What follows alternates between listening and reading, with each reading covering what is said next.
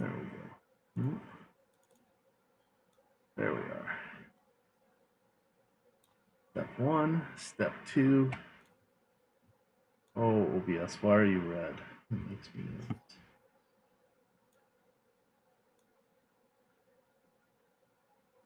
Although the good thing is, this will only be memorialized forever, or at least until I delete it if it doesn't work.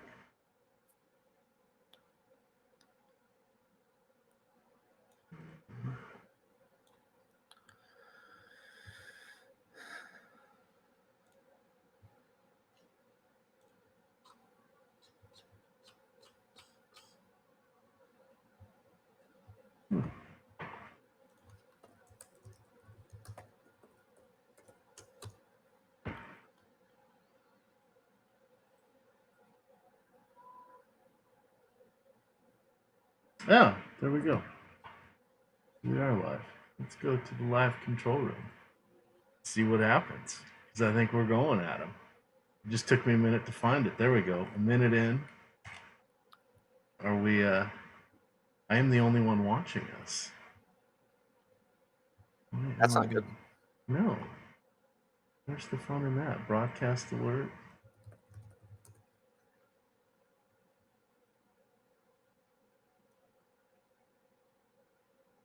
All right, there we go. Now we got a few people. There we go. Okay. It only took a minute. Adam, so go ahead and say something. Let's get this officially tested. Can you hear me now? All right. There we go. My sincere apologies. That one, I'm going to call it a MacGuffin, the missing puzzle piece. However, one J. Kari saved the day. There was some random setting that has been changed within my OBS. Now, I've learned one rule. Don't touch the OBS because there's too many things that I can screw up. So there we are. All right. Well, we'll get this show on the road here. We've got a mucked up early slate. Depending on your side of choice, there's 2 1 o'clock games. You've got 2 3 o'clock games and then 2 6 o'clock games, if I'm remembering correctly. Fantasy Draft, I think, is going from the first 4. FanDuel is going the first 4. DraftKings is going the second 4. DraftKings also has a 2-game early slate for the 1 o'clock games, a 2-game 6 o'clock slate. So we're all over the place. So what we're going to do for those is just kind of quickly go game by game on the pitchers, because when these slates are so chopped up like they are, it becomes all about leverage on the 2-game slates. We can tell you who the best plays are. Everybody knows who the best plays are at this point. You're just going to be diving in with where the chalk is, and it's really not going to be helpful unless you want to do things that help you, 1, feel uncomfortable, or 2, pepper the hell out of it, hope to capture lightning in a bottle, or 3, hit the nuts, which what we got to do on every slate. So that's hard enough. But now you got to get it perfect because everybody's going to be, or the vast majority of people are going to be on the same place. So let's just quickly hit on pitching there, and then we'll take a more leisurely pace through these main slate games. There are some really, really good contests today. Look at our first game here of the 2 1 o'clock games. We have Cleveland going into the Yankees, taking on James Paxton. Not the easiest of matchups. On the other side, they have Zach Plesac. Plesac is 8,000 on DraftKings. Paxton is 10,500. We're getting no favors on the pitcher pricing. On this early slate, the other two you've got are John Lester at 86, and then Stephen Brault at 5,000. Brault doesn't necessarily allow a ton of power. Does give up some home runs, but I don't feel like playing this slate, but I've said no slates off, so I am playing the slate, Adam. I know you are as well. I'm just doing the mixing and matching approach in the low dollar stuff, utilizing leverage to go where the other gamers are not. For me, if I'm ranking this first quartet, it's going to be Lester's actually 1, Brault is 2, Paxton 3, and then Plesac is 4. What do you think amongst our first 2 games here as standalones? Yeah, so I'm looking at the lineups that I have right now, and it looks like I'm getting a lot of Paxton and Lester, which I don't think is really surprising. But I think the reason for that is we currently have Stephen Brault projected for a ton of ownership because he's cheap, and so it's pushing me towards Cubs bats since he's getting so much ownership. If his ownership were to drop, then I would start to become more. Don't worry. I'm getting links out here. Sorry about that. Then I'd become more interested in Brault just because he is cheap and it lets you get to some bats. This is just a weird one. So it's going to be kind of hard. If you're looking for the hitters, for me, I think it's got to be the Yankees. Now, that's no great surprise because they, along with Boston, have just had some phenomenal run totals recently, or at least implied run totals. But we're getting like the understudies here for this is the off Broadway cast for the Yankees with Austin Romine, Thairo Estrada. It's Brett Gardner's leading off here. So no Aaron Judge today. And then obviously cast of thousands of guys that are injured, but they're still where I would like to go. Didi Gregorius, I think, batting cleanup at 4,200 on DraftKings. We're not going to be alone on it, but I think that's a nice value. Urshela, I think, could be your differentiation play because he's 5,100. And then DJ LeMahieu, who is hitting like he's in Coors Field, even though he's not in Coors Field now that he's become a Yankee. He gets that second base and third base eligibility. He's 4,900. Perhaps gamers may not go to them in force, but it's hard to tell what's going to happen on this early slate. If you're looking for particular hitters or maybe duos or trios where you could get some synergy in this first two games, Adam, what would you look to? So right now on DraftKings, the $11.65 max entry, and I have 65 5-man Cub stacks. That's because of the ownership on Brault right now. Like if you look at the pitcher ownership, Paxton and Lester higher, but they're both really good pitchers. But then you get Steven Brault at 53%, and on the stack tool on the site, we have the Cubs as the top stack, the best chance of being the top scoring stack, and also projected to be under owned. So I'm just jamming in a ton of Cub stacks with the way things look right now. Okay, and I think it's kind of a ride or die. It's like you're going to be there or you're not. On these short slates we've talked about it time and time again, it's kind of entertainment. Be ready to lose the entry fees because min cash, you're not going to get enough of them to, in my opinion, to play. But to be clear, I'm not playing this for entertainment, though. I am trying to win it. Well, okay. So there's professionals such as Adam, and then there's the rest of us like me. I'm the voice of reason here. But yes, you play to win the games. I believe Coach once said. Was that Tony Dungy? I forget. Herm Edwards. Thank you. Playoffs? We talking playoffs? Oh, I missed those beer commercials. Two in a row that I knew. It's because of the beer commercial. That's the only reason. They are who we thought they are. Dennis Green. There you go. And only because you saw that commercial a few hundred times. That's it. All right.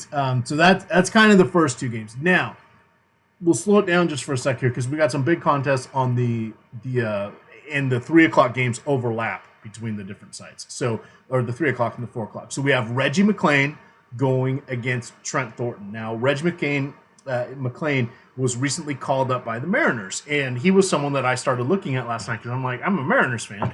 Like, who the hell is this guy? How did I not know about this guy? So I went back and looked. He's had 4 years in the minors. His first 3, single-A Modesto for 3 years. This year he started out in single-A Modesto, jumped up, made some random spot start for AAA, went to AA, and then is now went to AAA, and then is now at the Mariners big club. This will be, I think, his 4th appearance. He's not gone over 40 pitches, save for one time.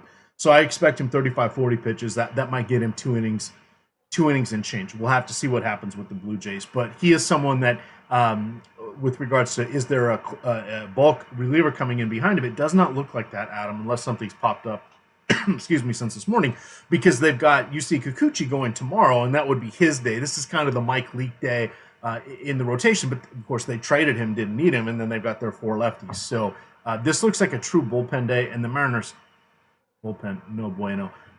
Reggie McClain, a little bit interesting because he has had a phenomenal strikeout rate. Now, again, vast majority of his innings were at single-A, but this year in his AAA innings, he did have nearly a strikeout per inning. So perhaps we'll see that translate a little bit here. But then on the other side, you have Trent Thornton at 6,400. So that starts to get more interesting for me going against the Mariners. They're coming in with a 4.7 implied run.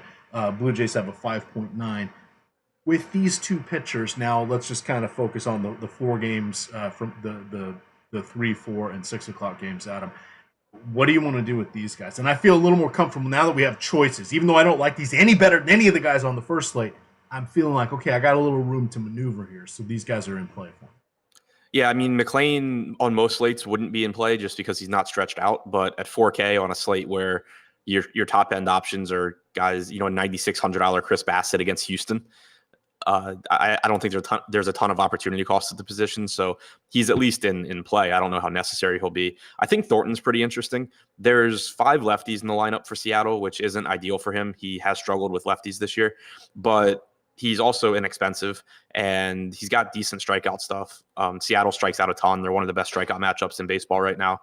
So mild interest in Thornton just because of a lack of other options. There's really not much else to say. No reason to perfume the pig any further. The roof is closed for those. The next game we've got. Keep an eye on it. Shouldn't be an issue. Slight, and then by slight I mean slight chance of scattered showers. Elio Armenteros going into Oakland. He's taking on Chris at 92 and 9,600 respectively on DraftKings. Clearly, they've priced these guys appropriately for the slate that they're on, but we're not really doing cartwheels for either one of these guys because we have a 10.5 implied run total for the game, 4.9 going to Oakland and 5.4 going to Houston. If I was going with any of these guys, I think for me it would be Chris Bassett, but I don't really like taking on Houston, Adam, which hence has me considering McLean and Thornton here. What do you want to do with this duo in this game? Really just not interested, especially at their DraftKings pricing. On Yahoo, the pricing is more affordable, but still a tough matchup for both guys. But on DraftKings, 9,600 for Bassett against Houston, team that doesn't strike out, pitcher that doesn't get a ton of strikeouts. And then for Armenteros going against the Athletics, he's 9,200, and the Athletics are a tough matchup too. So complete stay away for me, I would assume, on DraftKings. Okay, and that's fair. We'll look at the price.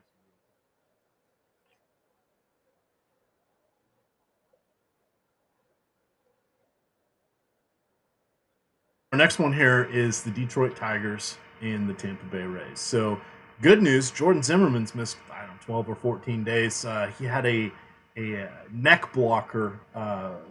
What do they call it? Like one of those little mini paralyzing thing is not the right word, but he's been dealing with neck spasms. So they've given him a shot that should help his neck. That just doesn't sound like fun for anybody. He is very, very bad. He has a 7 ERA this season. He also is 4,600. I still don't want any part of him at this price point. I would much rather play McLean and hope he gets 2 innings with 4 strikeouts. That would be my dream scenario. Zimmerman just scares the absolute hell out of me, Adam. And I feel for all the Detroit Tigers fans because he still has 1 more year next year left on his 5-year, $110 million contract.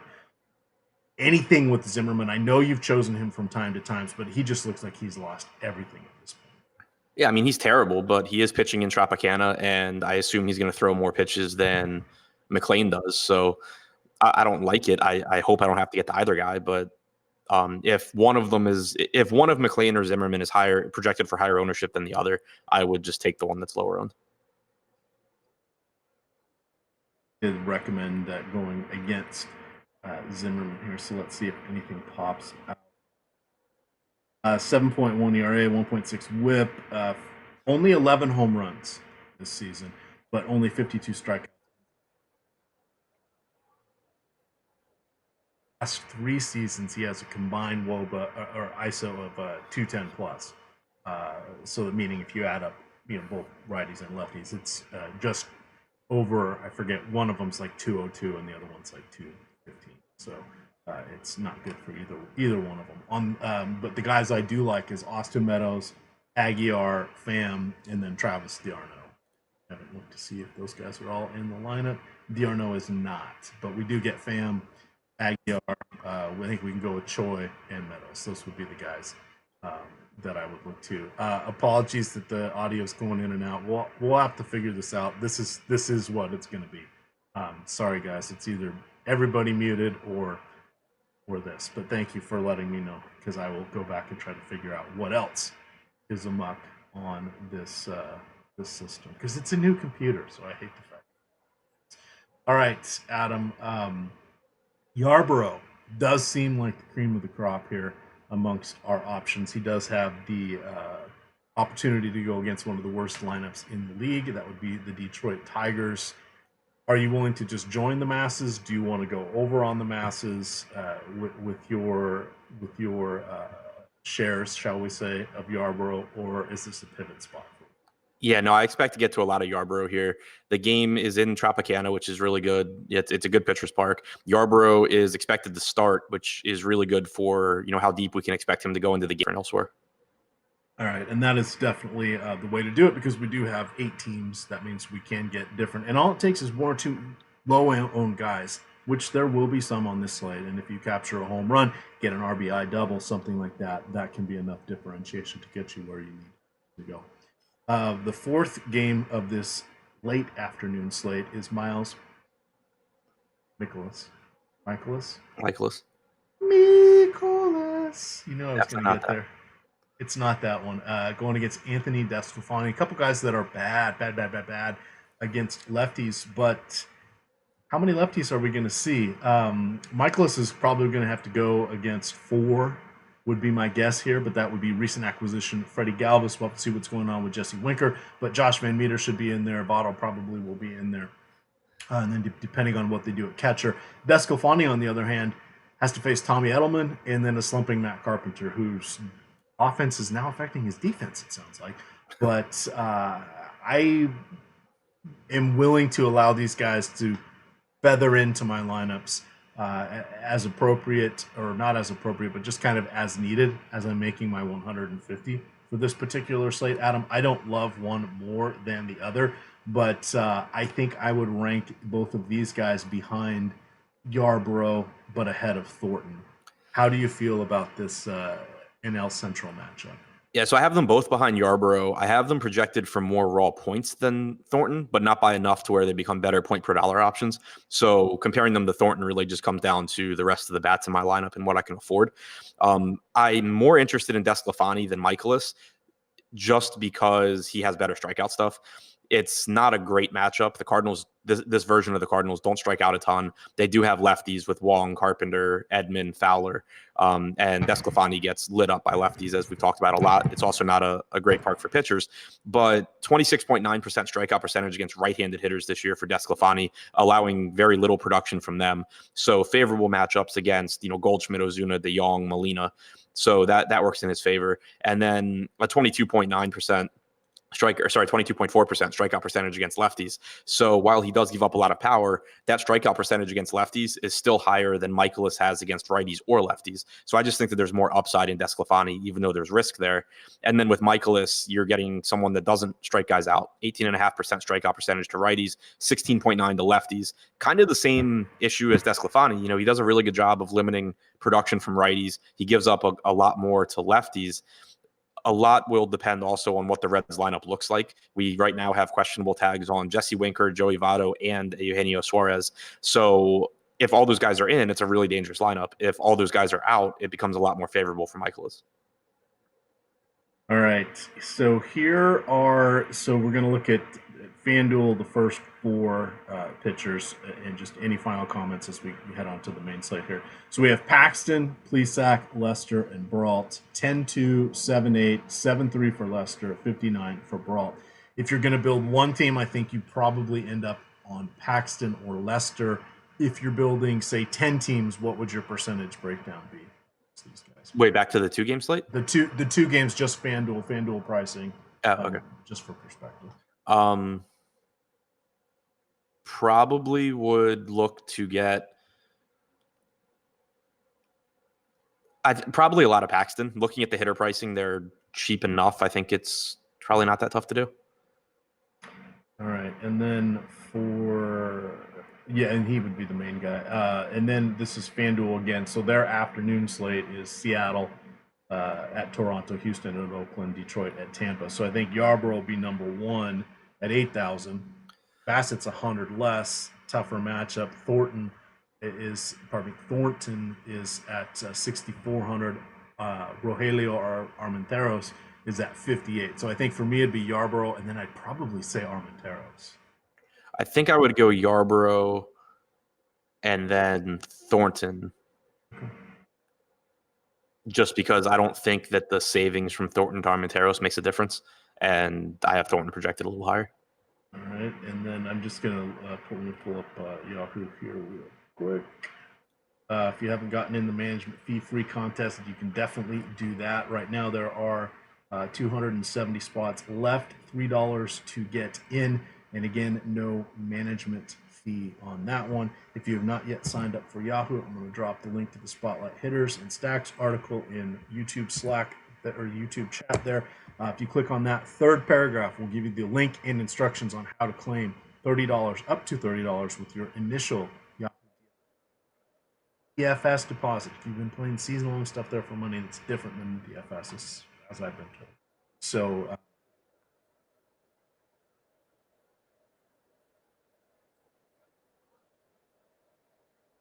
contest. So they've already announced their $1 million no rake or management fee free NFL contest for week 1. Best part about this, now there's another site out there that has a no rake $1 million contest. Best part about Yahoo, 10 entry max. Yeah, it's $25 per, but 10 entries. Adam, I think we get 85-90% full with 10 entries. Maybe not even that high. So we'll have to see. A lot of untapped people ready to go in week 1, but that should be where you put your first $250 in play. Think of it this way. Think of it like a season-long entry fee with your friends, and go from that route. Yes, it's a bit high, but treat yourself. It's NFL week 1. It should be a good time. All right, Adam, looking quickly at the Yahoo pricing of the early pitchers, get to the right contest. I was thinking all day. So this is where here. Oh, prize pools aren't that exciting, but let's just quickly call it out. Any of the early ones? Let's see. Thornton is 26. That's okay. McLean at this point 25. Not really needed. Plesac at 29. Maybe Brault at 29, maybe, but I'd rather get up there. DeGrom is at 57, and then there's some other guys in the upper 30s we can get to. Paxton, I wouldn't mind at 36. Yeah, there'll be some. $36 Paxton is the one that stands out. The matchup sucks, and in the context of a full slate, I still don't know that you have to get there, but it's definitely a nice value. Yeah, and then Yarborough 49, not the worst, but you're paying full price for Yarborough at that point. But he's the second most expensive pitcher there. Or pardon me, the all-day slate as they run them. Okay, now let me get the little mark here, 23 and a half minutes. So I'll put that on our old podcast when we launch that. Let's look here at our main slate, Adam. So we've got Coors Field is in play. We have Texas, where it's going to be nearing triple digits. And then we've got Arizona, where the roof is closed, but we have Taylor Clark, who, as you like to refer to him, the worst pitcher in the major leagues. So we have a lot of offensive environments here, considering there are just 9 games, so 18 teams in play. So let's walk through game by game and see what we've got here. It's warm on the East Coast again. It's going to be relatively humid. Let's start out with Philadelphia. We have Dinelson Lamet coming in at 9,400. This is not the discounted Dinelson Lamet that we got to enjoy 2 years ago when he was freaking Nuke Lelouch and striking everybody out, or hitting the bull. But his price has gone up. Tough matchup against the surging Phillies. On the other side, you have Zach Eflin at 6,900, Adam. Not doing it. You're not? Okay, that's fine. You'll do anything for love, but you won't do that. Okay, that's all right. Meatloaf, 2 out of 3 ain't bad. We've got Zach Eflin, who is horrible against lefties. May only see 3 lefties, potentially 2. In this one, we should for sure see Eric Hosmer. We'll probably see Francisco Mejia, and then maybe Josh Naylor, but he's not really scaring anybody. And then Greg, the glove man, Garcia. Doesn't really count as a lefty, in my opinion. Starting off here, we have a fresh palate cleansing, 18 new pitchers to look at. And we have some better ones than we saw on those early slates. What do you want to do with the full price Lamet? or a nicely priced Zach Eflin? I'll do it for you. Not a whole lot here. Lamet certainly has the strikeout upside, so he carries some appeal in tournaments. He has the highest strikeout percentage on the slate at 32.5%. But the concern that I have with him, the Phillies are a middle of the road matchup. They have close to a 5 implied run total, but he's made 7 starts this year. In 6 of his 7 starts, he hasn't even thrown 90 pitches. He threw 104 in the other start. That was a start where he took a no-hitter into the 6th or the 7th inning. They gave him a really long leash in that one, but outside of that, we just haven't seen it. He hasn't gone more than 5 innings in any start other than that one. So that really concerns me when you're talking about 9,400 on DraftKings. He's up to 8,200 on FanDuel. He had been really cheap there for a lot of the season. But the price tag's raised, and then 34 on Yahoo. So I can see getting to him for $34 on Yahoo. That's an appealing price tag, but on the other sites, it's just tough given the pitch count concerns that I think we rightfully have with him. And as far as Eflin, definitely pitch count concerns there. He threw 70 plus pitches on July 27th, but he's been in the bullpen, not stretched out at all. Even if I haven't seen an actual number for him, but even if he did get stretched out in the bullpen over the last week, it's hard to imagine him throwing more than like 60 to 70 pitches, considering that he threw 17 pitches on the 10th, 22 on the 6th, 28 on the 2nd, 21 on the 31st. It seems like it would be pretty surprising. So I have a hard time paying more than a minimum salary price tag on Eflin. No, and that's good. And I'm assuming if you're going to target against him, it will be with those lefties. Just this season, a 75 WOBA and a 275 ISO against lefties. That's just horrid. Any righties you would consider here for the pod squad? Yeah, I mean, you can throw Urias, Machado, and Renfroe in there just because Urias is most likely leading off and inexpensive. Machado is obviously really good, and so is Renfroe. But the priorities would be, the Naylor, Hosmer, Mejia lefties. And then it sounds like, by the way, Fernando Tatis Jr. likely. Oh, wow, I hadn't heard that. I knew he was on the injured list, but.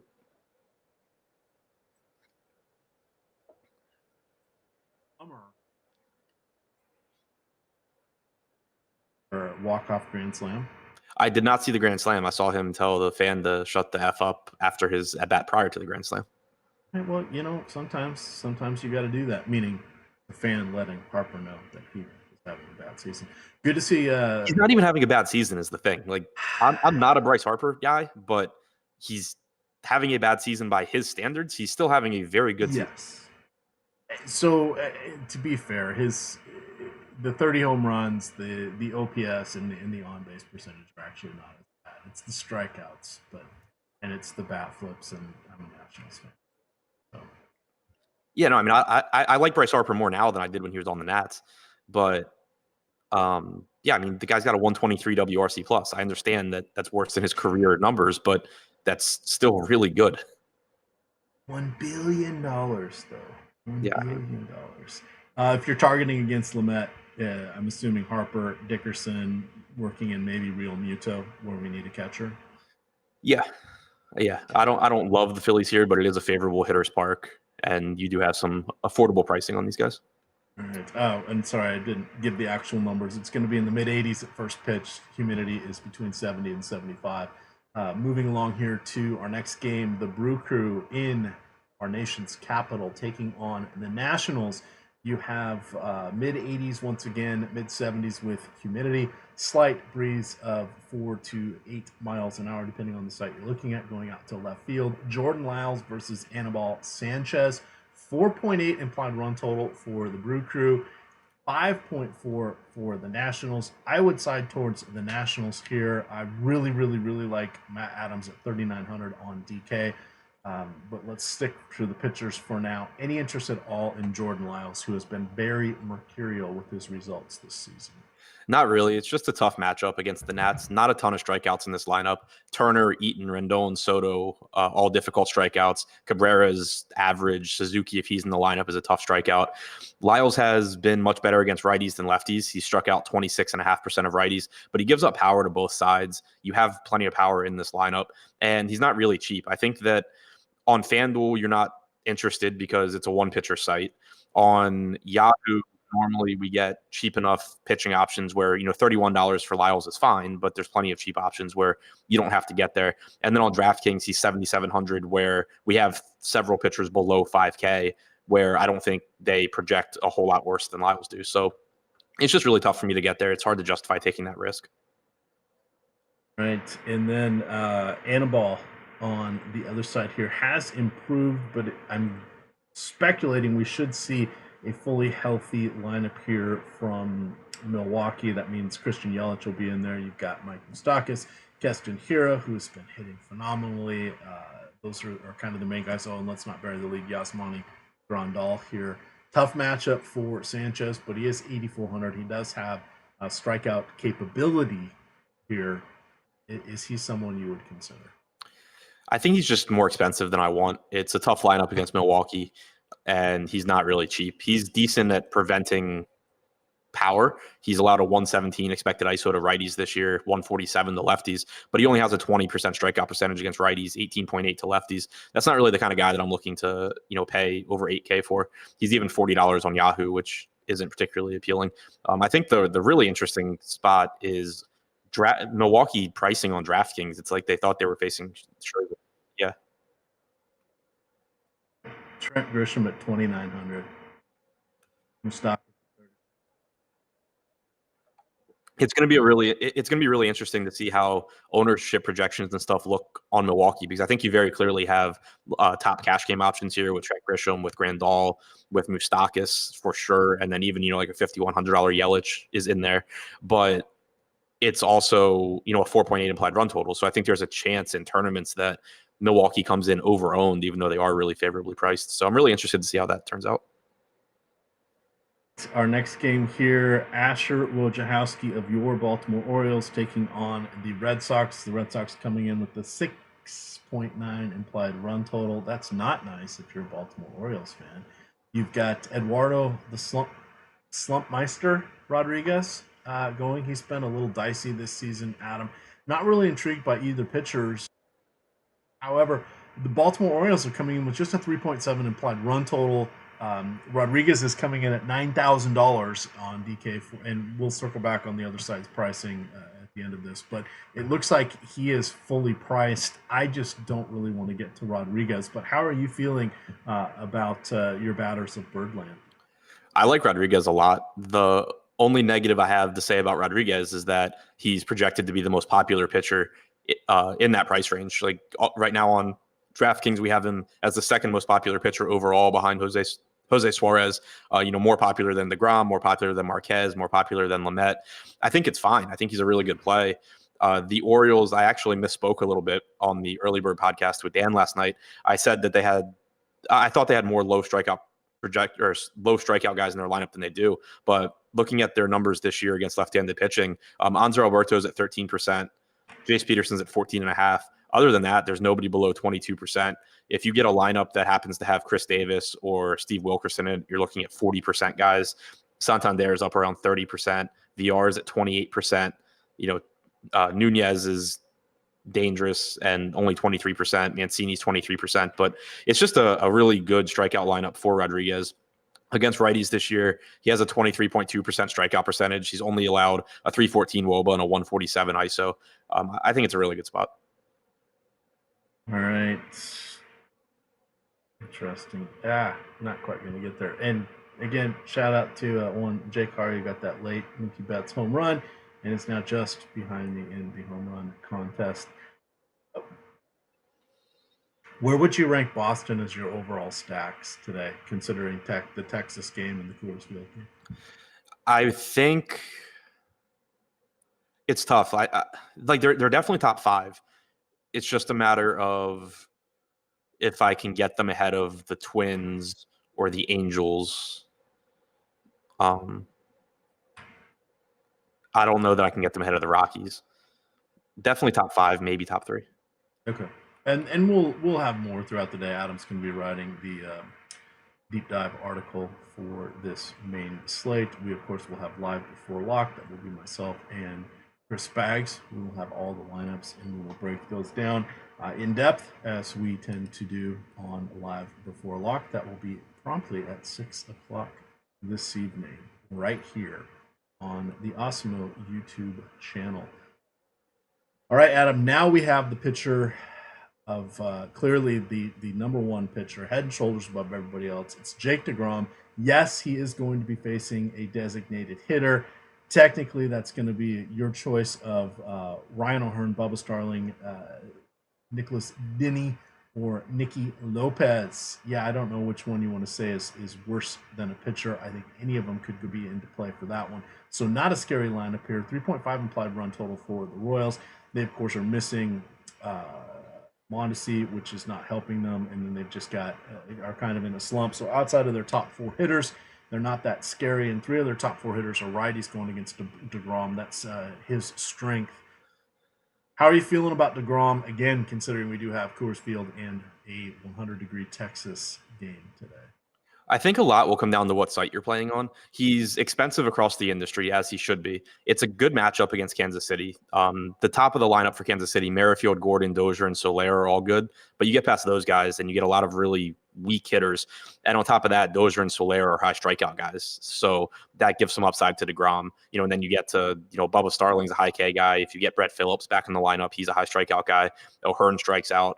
It's just not a good 5 through 9 for Kansas City. So I like the matchup for DeGrom. But on FanDuel, I think that with there being the Coors game and the Texas game, it's kind of tough to get to DeGrom and the hitters that you want since you can't use an SP2 to balance out how much you're spending on pitcher. On DraftKings, I think it'll be easier because you have a $4,900 Jose Suarez, you have a $4,800 Taylor Clark. Not that he's any good, but you can go to those guys and save some money there and afford the bats that you want. Yahoo, kind of the same thing. DeGrom's really expensive. The difference with Yahoo is that I think that like a $41 Marquez or getting to like a $47, I guess 47 on Rodriguez isn't really that appealing. $34 Lamet, like you're still getting some savings on high K guys on Yahoo for your SP1. But I think that he'll just be easier to get to on the two pitcher sites. All right, Jake Junis on the other hand. So here's two fun facts for you. This season, he has allowed 25 home runs, and that is the 10th most in the league. Over the last 2 years, he has allowed 57, which is tied for second most. In that time, 25 have gone to lefties, 32 to righties. So about even proportionally once we start looking at stuff. The wild thing is, Adam, he has just, despite allowing the second most home runs, he has a 4.5 xFIP over that time frame, and a lot of that has to do with the fact that he walks 6.5% of his batters. So he doesn't have a lot of base runners when he does give up the inevitable home runs. So it feels like when you target against him, you're doing a little more home run hunting than actually going for full stacks. But in this particular matchup, Pete Alonso, Michael Conforto, and then even J.D. Davis are intriguing to me, but it feels better like one-offs or duos here. How do you want to approach going against Jake Junis, or are you going to play Jake Junis? I'm not getting to Junis, just not enough strikeout stuff, and it is a pretty tough matchup against the Mets. Dan and I talked about him on the podcast. He's got a really good slider. He just has no other pitch to throw with it. Like, his fastball is absolutely terrible. He doesn't have anything else. So outside of, not allowing production on the slider and getting swinging strikes there, it's hard for him to really rack up strikeouts. And then now with this Mets team, looking at their numbers against right-handed pitching since last year, Alonso, obviously just this year, but a 309 ISO for him. Michael Conforto's got a 226 ISO. Those are the two that really stand out. But J.D. Davis has some power. Ahmed Rosario seems like he's figured out some things at the plate. Ramos is a good hitting catcher. So I do think that mini stacks or one-offs are pretty appealing from the Mets. All right, continuing along here. We got 5 to go. We got the Dodgers. We've got Atlanta. It's going to be 90 degrees in Atlanta, 40 to 50% humidity, depending on your weather site of choice. Hyun-Jin Ryu coming in. He, of course, is the lefty with impeccable control. Really don't want to pay $10,000 for him in this particular environment. 4.5 implied run total there for the Bravos. On the other side, you have Mike Fultonevich, who has been, all but designated at this point. He spent time in the minors, come back up, taking his punches multiple times here in the majors. And he's going against the Dodgers, Adam, who recently set a record with 22 home runs in just 5 games. Not really excited by the pitchers, but I do like the Dodgers hitters in this one. Fultonevich, we would prefer to go against him with power. If you look at just this season's numbers, He has a 260 isolated power against both righties and lefties. It's 140 lefties, 170 righties there. So for me, definitely Peterson. Muncy, first Dodger to go back-to-back 30 home run seasons since Sean Green, if I remember correctly from the article. Cody Bellinger, I think, just hit 40 or 41 for his home runs. You had Corey Seager hit home runs in all 3 of the games in Miami. Feels like the Dodgers are locked in, Adam. They could be a somewhat differentiation play with regards to being a stack, but Jock Peterson at 4,300 feels like your cash game outfielder on DraftKings. Yeah, I think this game's really interesting because you have Hyun-Jin Ryu, who obviously is a really good pitcher, facing a tough Atlanta offense. I'm not really interested in getting there, but Atlanta's not really that appealing either because of the matchup. And then I really just have no idea what to make of Fultonevich. He was really, really good last year. He's been really bad this year.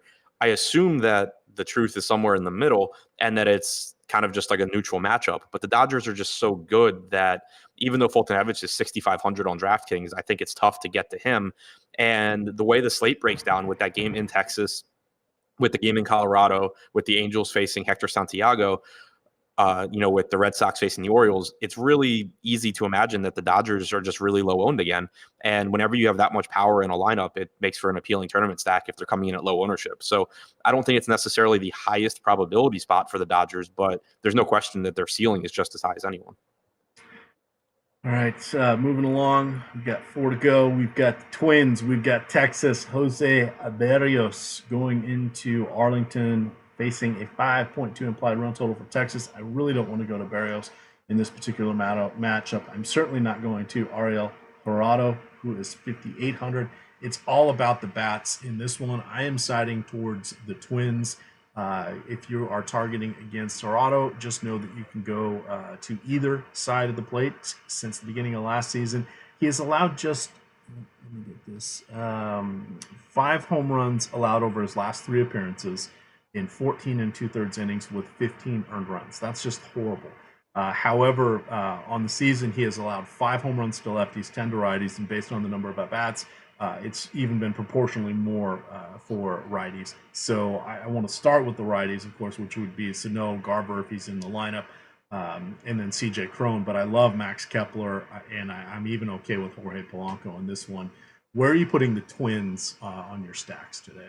Yeah, they're top 3 for me. Obviously a great park, tons of power in this lineup. I wish Nelson Cruz were back because he would be probably he might be the best hitter on the slate if he were in the lineup. But you still get a lot of power here, and I actually like how expensive they are on DraftKings because it should keep their ownership down.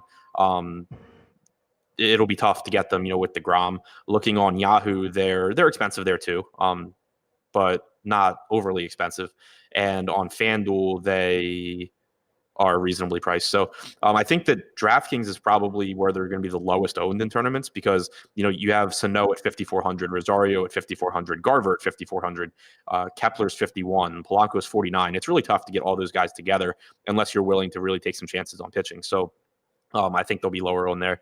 But the lefties are good enough where I'm not concerned about Jurado splits, but the righties are what really stands out. Miguel Sano, Mitch Garver, CJ Cron, I think all really, really good plays, whether it's as one-offs or as part of stacks.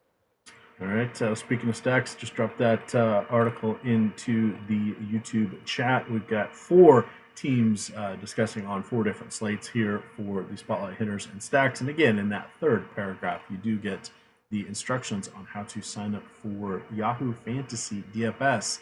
Click the link, use the promo code, and they will match up to $30 in your first deposit in Yahoo Sports Rewards points, which are available for immediate use into any contest. Such a good deal. If you were considering Texas here, they do have a 5.2 implied run total. Berrios has had his moments. For me, it's probably Danny Santana, Willie Calhoun, and Nomar Mazara. Anybody else you're interested on from the Rangers? Odor's cheap enough. You could look there too. All right. Here we go. Coors Field extravaganza. Hector Noesi going against Herman Marquez. 7.6 implied run total there for the Rockies. Miami not too shabby at 4.5. However, who the heck is going to do the damage for Miami? Give us a few highlights on Herman Marquez.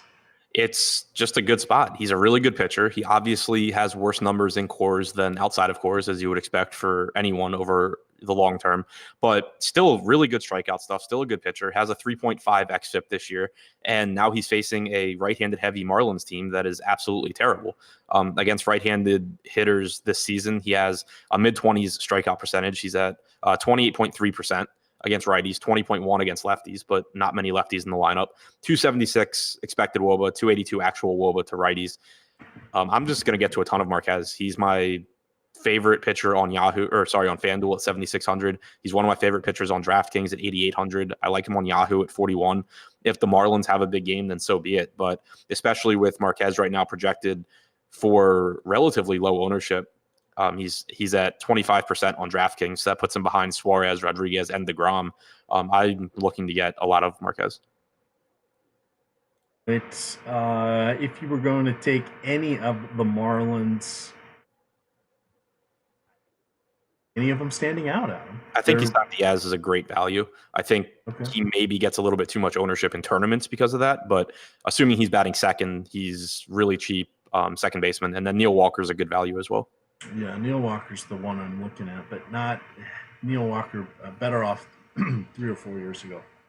All right, 2 more to go. Short night slate tonight. Just the 8 o'clock game in Colorado, 8 o'clock game in Arizona, and the 9 o'clock game in Anaheim. We've got Logan Webb taking on Taylor Clark. Logan Webb is going to be in play as one of our discounted SP2s, depending on your site of choice. Just looking at his minor league numbers, he has 7 innings at AAA this season. That's it.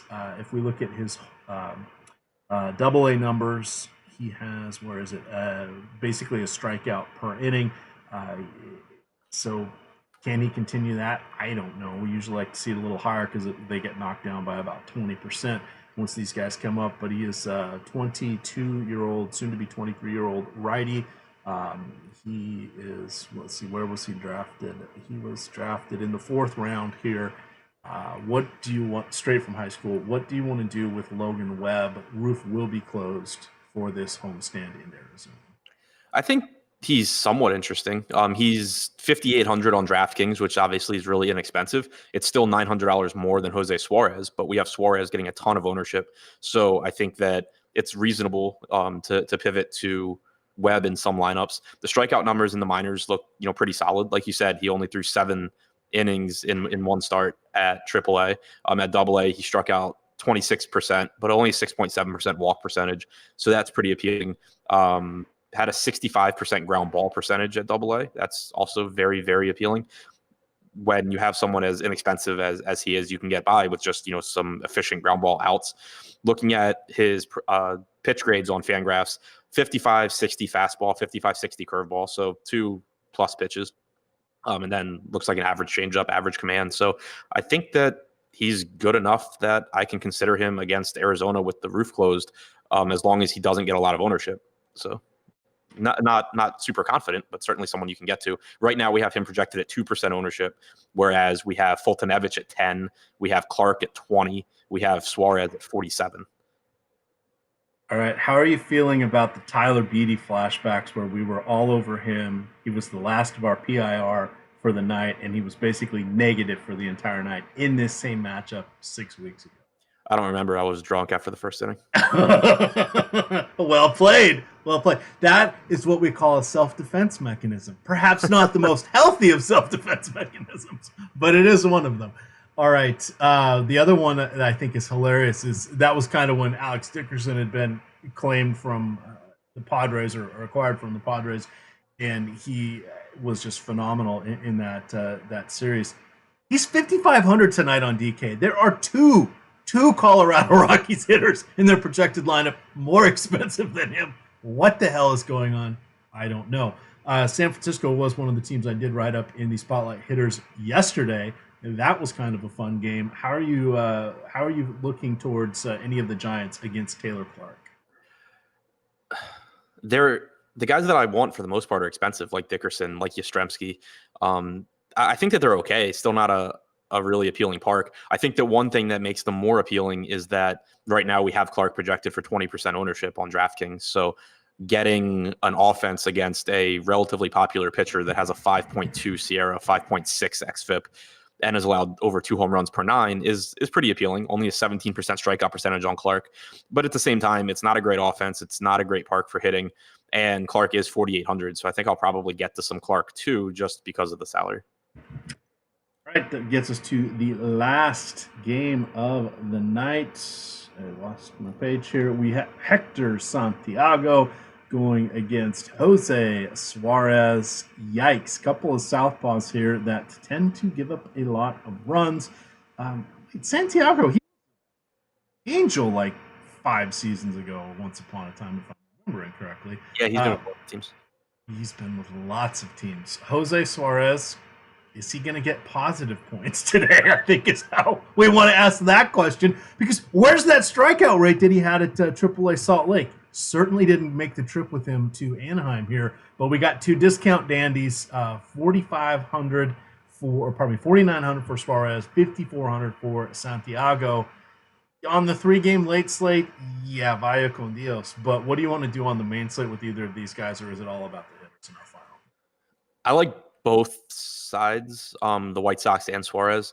He's getting so much ownership that you get some nice leverage if you grab some right-handed power from the White Sox. He's clearly hittable. It's not like it's a pitcher that you're shying away from taking batters against. He's allowed 2.74 home runs per 9 in the majors. So looking to any of Anderson, Abreu, McCann, Jimenez, Castillo gives you a lot of upside, a lot of power there. And you'll be able to leverage against a popular pitcher. But at the same time, I know Suarez has gone 3 straight starts without getting positive points, but you can expect 80 to 90 pitches, assuming he pitches reasonably well. He's got a good strikeout matchup against the White Sox. So far in the majors, he has a 21% strikeout percentage, which is fine for someone at $4,900, 8.3% walk percentage. You're not confident that he has a good game, but I don't think that when you look at the mid-range on this slate, like I don't think that you feel much more confident in someone like Fultonevich or Wojciechowski or Junis or Lyles in their respective matchups than you do just saving the money and hoping for the best from Suarez. All right, that definitely makes a lot of sense. Apologies for the technical difficulties. Hopefully we got those worked out. I'll see if I can't get the sound quality improved again for that 6 o'clock show tonight. That will be live before I lock myself and Chris Spags. If I can't get the sound working appropriately, we'll have Spags run the hosting software. Adam's going to be hard at work on the deep dive. You got 5 minutes here until lock for that early slate, so we're going to jump on in and take care of that. Reminder, we do have NASCAR tonight. It is Bristol. You've got the Shrub. Kyle Busch is qualified down at the bottom. He's going to be wildly popular. You also have on DK Jimmy Johnson somewhat discounted. It's Bristol, baby. It's Bristol. Last of the great Coliseums. So check it out. You can follow Adam on Twitter at ShipMyMoneyDFS. I'm at EMACDFS. And of course, it is Asimo